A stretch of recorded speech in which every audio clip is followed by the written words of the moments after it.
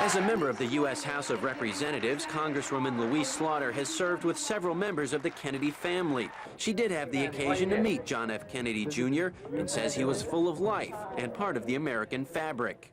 People watched him when he was 2 years old saluting his father's casket, peeking out from under his father's desk in the Oval Office. And it was just like the kid next door that you grew up with in a way, because we'd watched him, all the events of his life, his wedding and all the other things. So I'm very sad about it.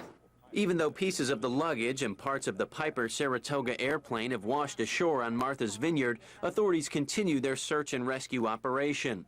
As a member of the Civil Air Patrol, Sean O'Toole has been involved in rescue operations.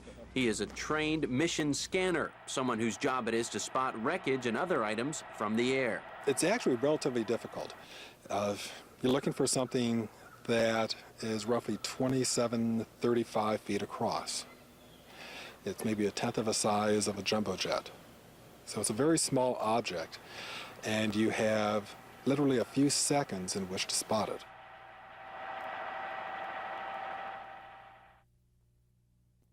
Larry Angel has always had a fascination with the presidents of the United States. He has a collection of autographed photos on a wall in his home. Among his favorites, John F. Kennedy. Just 2 years ago, Angel attended a luncheon held for John F. Kennedy Jr. There were no security people. We kind of walked up to him, and he graciously went up to us and said, "Hi, I'm John Kennedy." So within a 10-minute span, not only was I there, but I'd had the opportunity to meet him. Angel says what may be the latest Kennedy tragedy still has not hit him yet. Officials are still searching for the passengers, among them Kennedy's sister-in-law, Carolyn Bessette. Caroline Kennedy's sister, Carolyn Bessette, had ties to Western New York. She attended Hobart and William Smith Colleges. She was an economics major, and many of her classes were held right here at Cox Hall. As I remember that year, Morgan came and recruited 4 of our students, 3 men and Lauren, for their prestigious traineeship program. McGowan says she was not only bright, but well-liked by many of her fellow classmates. Well, I was very saddened that one of our students, particularly one of our best students and economics majors, may very well have died. I was very saddened by that. She was an excellent representative of our colleges. All right, let's go ahead and start her out. Giving flying lessons is nothing new for Rachel Rodman. She's been flying for more than 8 years and is now a commercial pilot and flight instructor. Flying an airplane isn't really all that tough. I could joke with you and tell you, remind you, they've trained monkeys to fly. Okay, so it's not hard. For an experienced pilot, the flight itself is usually uneventful. The actual mechanics of flying an airplane are not the most difficult aspect. It's dealing with adversity that makes a true experienced pilot. What is our actual On clear days, flying is a much easier prospect. It's when pilots have problems seeing that trouble can develop. You can kind of see the horizon right now in the distance, but there's a bit of haze to it. At night, it gets a lot harder to see in terms of a horizon. You have to kind of rely on this a little bit more because you really can't see where the sky ends and the land begins. Relying on instruments is not a natural thing for pilots to do, especially beginner pilots. The problem is that in instrument flying, when you first lose the horizon, it's hard to transition into these instruments because you want to trust outside more than inside. You know, it's more natural looking out here than it is staring in here.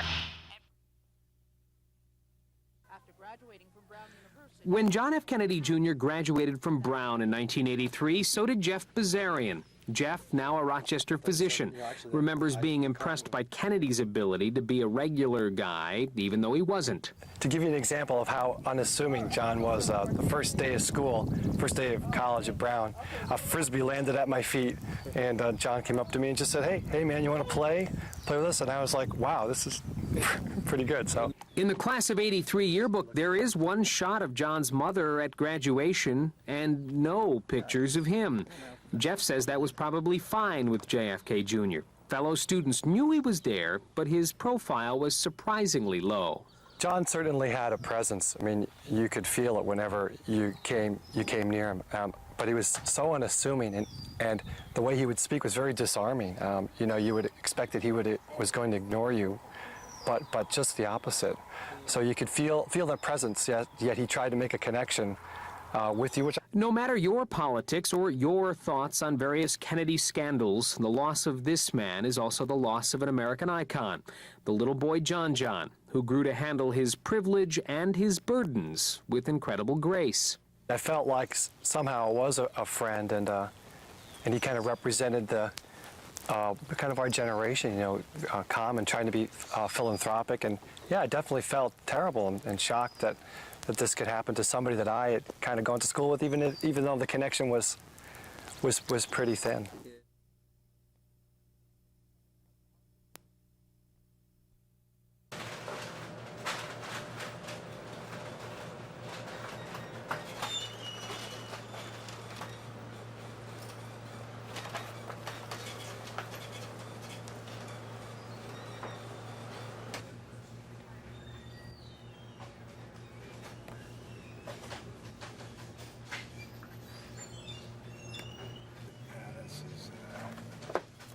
This is where it belongs. But it's just totally empty now, huh? Yep, completely empty. Okay.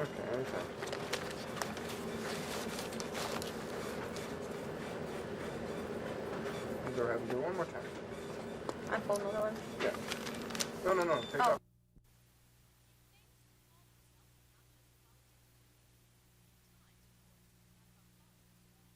George.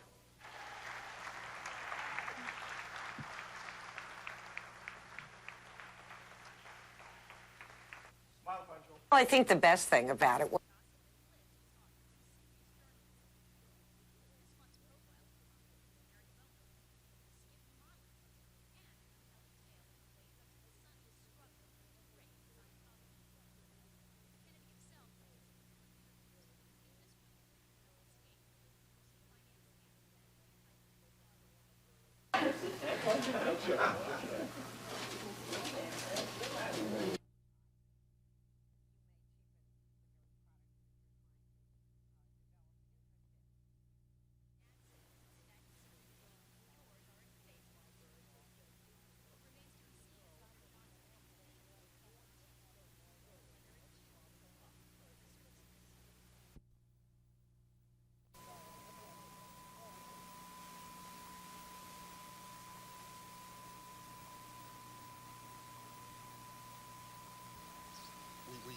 doubt that they'll be okay. We'd like to see that happen, but it looks from the reports like the crash.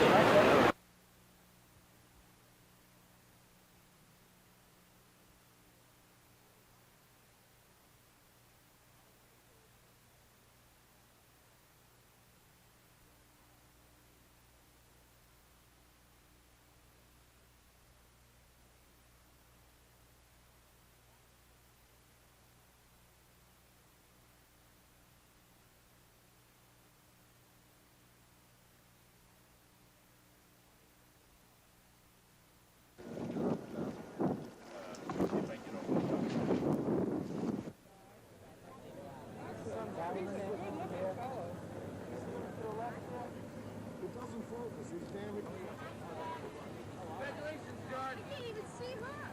But look, she's going to get in the car right over here. Right here.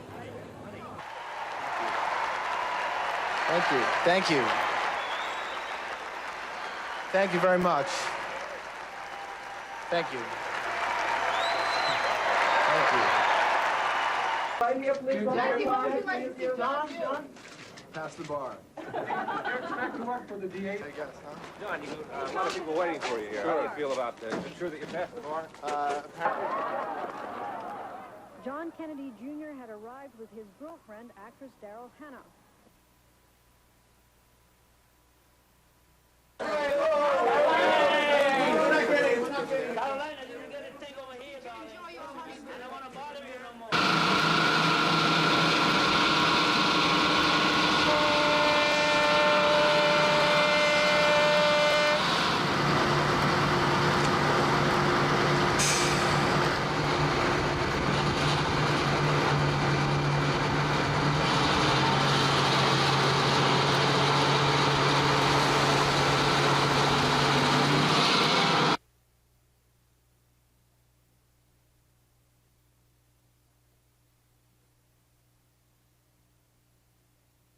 We have 4 vessels in the area with dive teams, 10 members.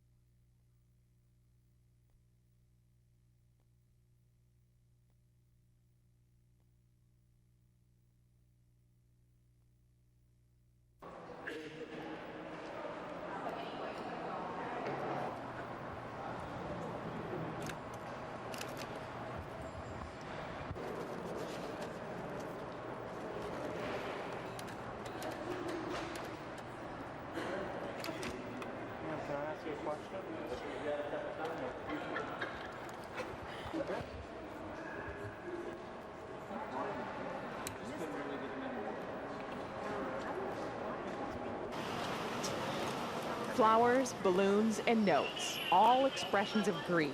And John F. Kennedy Jr.'s is just the latest of these makeshift memorials. We have seen this ritual here in Rochester. A roadside memorial in Greece honors an elderly couple killed by an alleged drunk driver. Today in Pittsford, a memorial garden continues to grow under the trestle where 2 teens were struck and killed by a train. I think of you so often. Flowers, teddy bears, and candles, a shrine that grew for Kaylee Polton. The East Rochester girl disappeared in 1994. Her body was found 2 years later. I think that they so badly want to let you know in their own way that, that my daughter meant something to them. People who never knew Kaylee Polton still stop to visit the garden today. A family psychologist says that goes to show that you don't have to be a family member to honor the memory of someone who may have touched your life in some special way.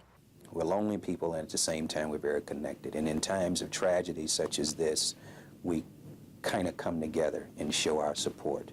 As the nation mourns the loss of JFK Jr., Judy Gifford Tosh finds comfort in her daughter's garden and knowing Kaylee's spirit lives among all of us. Like, nobody will ever forget Princess Diana. Nobody will ever forget the Kennedy family, you know, and I don't want anybody to forget my daughter either.